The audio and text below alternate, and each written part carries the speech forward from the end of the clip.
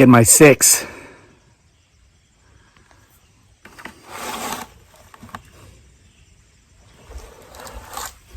Guys, look at the scenery behind me. It is a gloriously beautiful October afternoon here in Virginia. Showing you my Halloween decorations here in the back. My son Daniel did all this. There's Ginormica enormica back there waiting to pounce on some bones. So after 4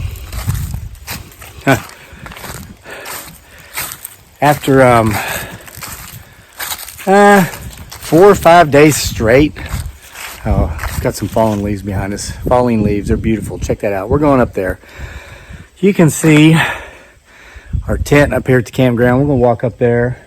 We're going to make a trade today. We're going to barter with the potential Bigfoot Sasquatch that may or may not live in the woods behind my home.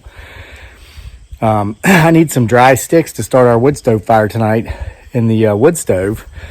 And unfortunately, I didn't go around and collect enough here before we had these recent rains, 4 days of rain. So there's a spot up there where there's all kinds of fallen limbs and stuff that get caught by lower limbs that I can actually reach. So since they're suspended in air, they're much drier than those are on the ground. And right now, the ground's still wet, so any sticks on the ground would still be sucking up moisture. I'm going to get the ones that basically been hanging there air drying, break them up, bake them out in the sun for the next 6 or 7 hours. It's going to be clear and sunny all day, so they'll be ready to start a fire by tonight. And it's not going to rain for another 10 days. So my point of that is it's time to start getting my butt in gear and making sure to come out here and collect a bunch of dry sticks and put them in the woodshed so they stay dry when the rain comes, because it's getting cold at night. But we're going to do a little bit of bartering. I'm taking up about half a bucket of walnuts for him, her, it, or they. Look at these beautiful yellow walnut leaves all over the ground in my yard. Isn't that beautiful? Oh, I absolutely love this time of year. It's so beautiful. Favorite time of year. I get excited to read those October night stories, because I just sit up here and been timing it pretty good to where, we're reading while the sun's going down. There's my stack of wood from a few days ago. A lot of that big stuff that Fant Tree Removal Service has been bringing me. I'm just stacking it up everywhere because here, sun will hit both ends all day and dry it out real good, season it by 18 months or so from now. So I've learned when I take any resources from this property,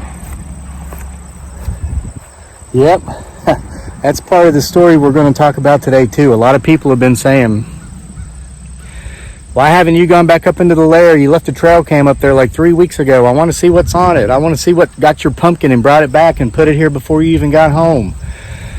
Remember that video? Well, I have reason to believe it caught some of the wrong people's attention again. So I've not gone back because I've seen some questionable looking, potentially nefarious individuals hanging out again since that video came up. And I am not leading them to the lair of Bigfoot Sasquatch.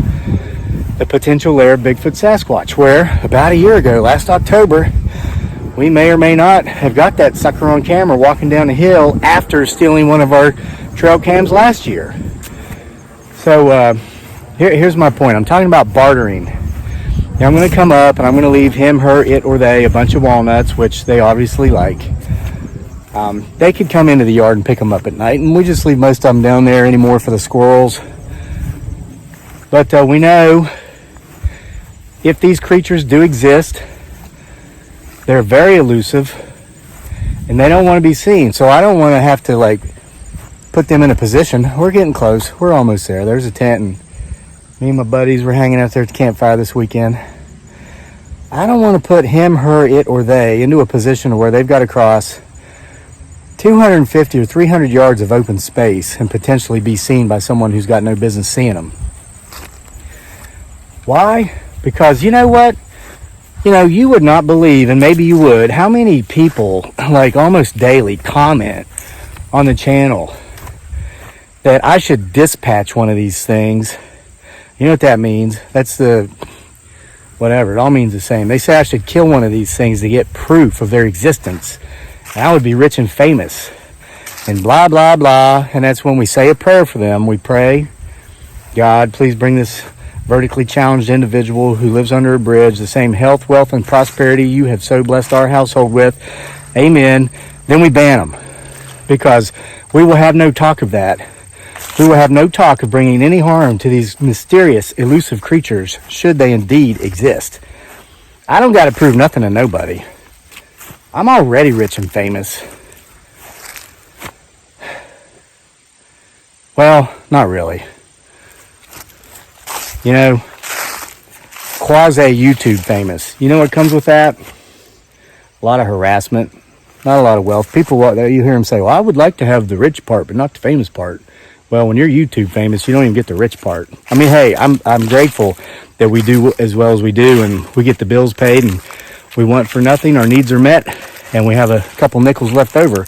Very grateful for that. What I'm telling you is to go out and kill anything that means me no harm for the sake of financial gain or recognition, that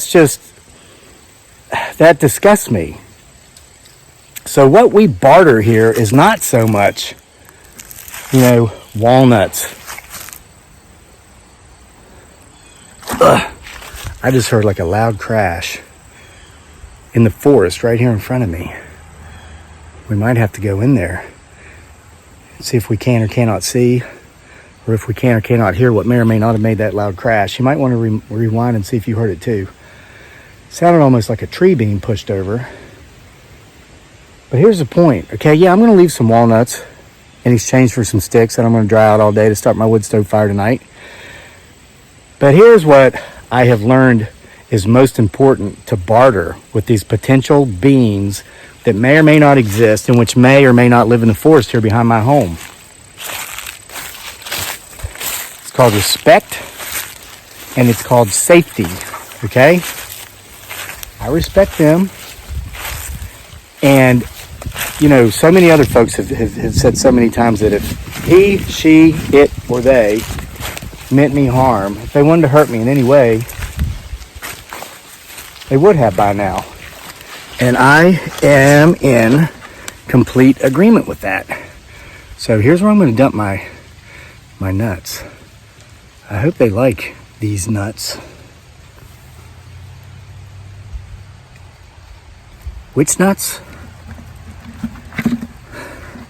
These nuts.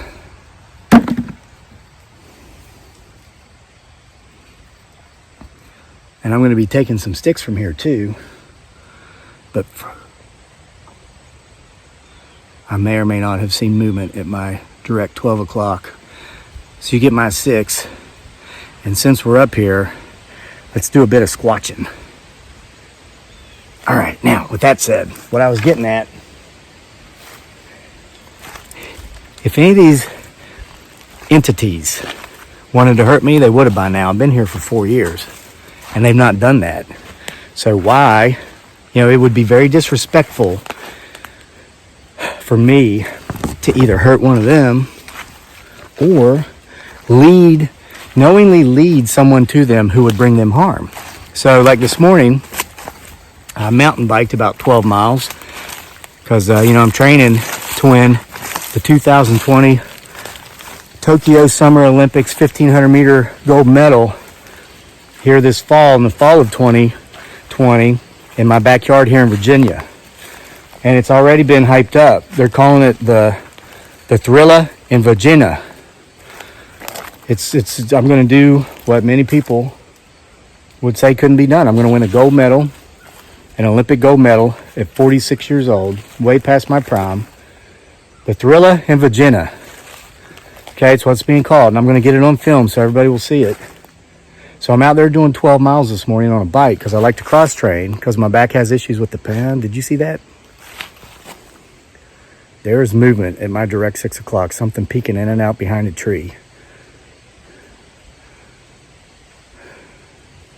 Okay, so one of these derelict looking individuals that showed up after that last video with their pickup that's in permanent 4-wheel drive and their bloodhounds in the back, which you may have heard barking earlier in the video, shows up.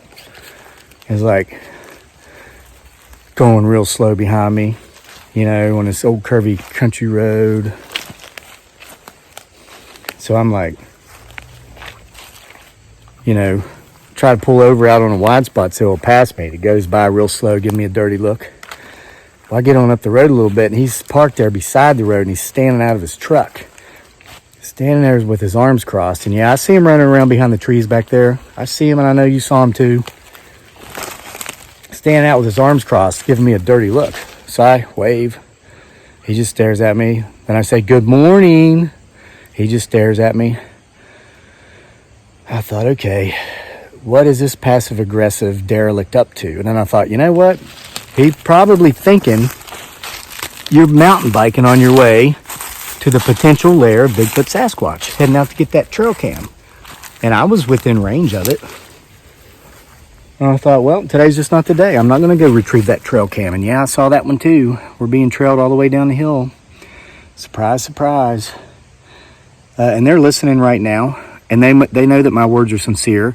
My whole point of this is, you know, people talk about the barter system. So many people don't realize that a big part of that barter system is simply the golden rule. Hey, it's not just about what can I give you in exchange for what you can give me, you know, a material value. How about respect? How about mutual respect? I heard footsteps. So we may or may not have some potentially mysterious, elusive creatures back here that are big enough to snap a man's back if they chose to, but they've not snapped my back. And I have no reason to believe that they have any intentions of doing that. So no, I will not. Yep, I saw it. Get my 6. Let's see if we can see it move again. Another crash. They're back there. I think they're back there marking their territories by making those tree breaks. I wouldn't be surprised if those derelicts aren't out here looking for them.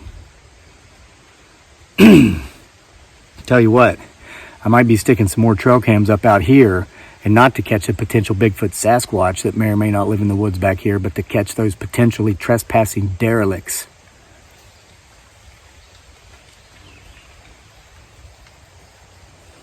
So anyway, the golden rule goes a long way. I would rather deal with someone or something who can't give me very much at all. Maybe it's just sticks that I can use to start my fire. Than I would deal with someone who could maybe give me a vehicle, but they're going to treat me like dirt all the time, almost like they're allowed to punish me because they've been so giving. Nope. Golden rule. It's about respect. So I respect these creatures. I will not kill them, nor will I allow anyone else, and nor will I allow anyone else to simply follow me to their potential lair. So, guys, this one was kind of quick, but I just want to bring you, ooh, that's a big one, 6 o'clock, 6 o'clock, watch for movement. Just want to bring you up here with me, see if we could get anything, talk to you a little bit about those things. And I'm going to be back this evening up here doing another reading for October Night's 31 Tales for the Halloween season, available in print or Kindle from Amazon. The link is in the description box below. Times are tough. It's COVID-19. A lot of folks are out of work. A lot of folks' incomes have been reduced. If you can't afford to buy the books, just come back to the channel in the evenings, and I'll read the stories to you, okay?